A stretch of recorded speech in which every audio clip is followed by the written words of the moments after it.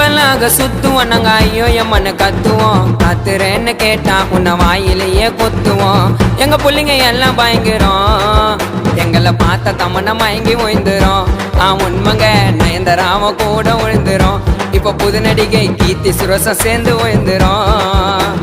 கும்பலாக சுத்துவோம் நாங்க ஐயோ எம்மன்னு கத்துவோம். ஏண்டா கத்துறேன்னு கேட்டா உன்னை வாயிலேயே கொத்துவோம்.